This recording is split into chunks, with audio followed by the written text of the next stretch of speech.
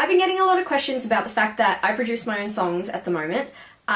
So with Gotcha, I want to explain to you how I wrote the song, how it all came about, and then I'm going to show you how I produced it. So I was in my car on the highway, and I got this idea for a song to be about how you might not have all these big fancy things, all these expensive things, you know, be like super rich, but you've got the person that you're with, you've got the person that you love. And then I started hearing this, but I gotcha, and I kept like saying gotcha instead of I've got you, which was the original idea. And then I thought, well, that's hilarious because, you know, you take the word gotcha and people think of it as like, ha, gotcha, you know. And then I was like, but it actually literally still says the same thing, I've got you. So I thought, well, that's hilarious. And then I started thinking about these like funny lines for the verses. Like the first thing I thought of was I only fly economy. And then the next thing I thought of was I don't know the brand of my makeup, which I giggled at, so that was a good sign. I was like, well, I've got to keep it. It was definitely the quickest song I've ever written, and it was like almost like the funnest song I've ever written because it was just kind of like saying all these funny lines. So the way I go about producing a song is I just open up a Pro Tools session, and the first thing I do is get a click track up and figure out the BPM. And then the next thing I do is I grab a basic kick sample and a snare sample and I drag it in there and I figure out the beat. So this is the sound of the kick.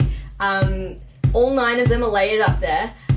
So I've gone through hundreds and hundreds of samples of kicks to pick out 9 that I felt were going to layer up nicely.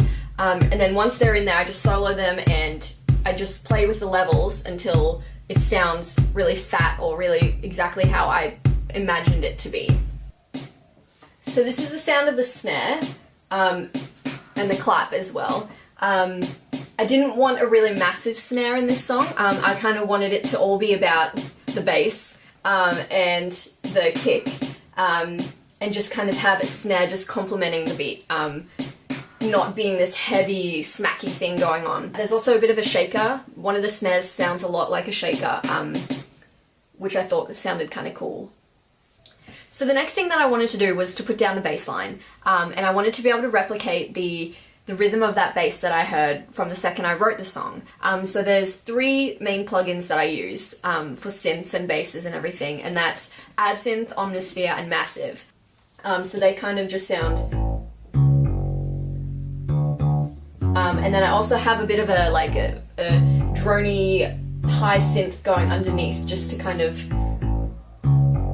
Don't even know if you can probably hear that. Let's put it loud. See, it's just doing that.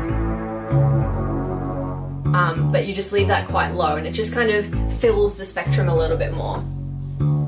So then I got to the chorus and I wanted this cool, like, high guitar thing going on. So I just DI'd it straight into the computer, and it actually sounded pretty good. It was supposed to just be for the demo, and then I was going to redo it. But it sounded so good I just kind of kept it.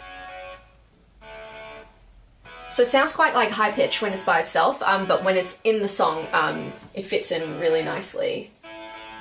So the next thing I did was add some simple guitar strums.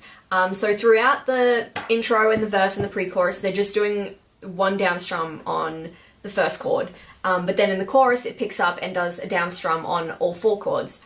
So the way I recorded that was with my Taylor acoustic guitar. And I just mic'd it up with my M Audio Sputnik. But I didn't want it to be a very guitar heavy song, so it needed to just be something that complemented the bass, and wasn't something that was really central. So in the pre-choruses and the second half of the choruses, there's this high acoustic guitar strummy thing that I put in, just to kind of complement it and also because it was just fun. So that's all that's doing. It's very basic. It's very subtle changes in the chord progression, but it's there. So then we have like hi-hats and crashes and uplifters that I've also put in there just to complement the beat and just to lift the song in places that it needs to be lifted. So then I came to all the vocals, and the first thing I wanted to do was put down the R's, as I call them. So there's 4 layers of them, and then there's just a bit of reverb on them just to make them sound a little bit pretty. And yeah, it's pretty straightforward. So my favourite part of the production of this song was when I came up with the gotcha echoes, as I called them, for the second half of the chorus, the ones that are doing gotcha. As soon as I did that and I listened back to it, the song kind of just like came to life. So I got really excited about the song at that point.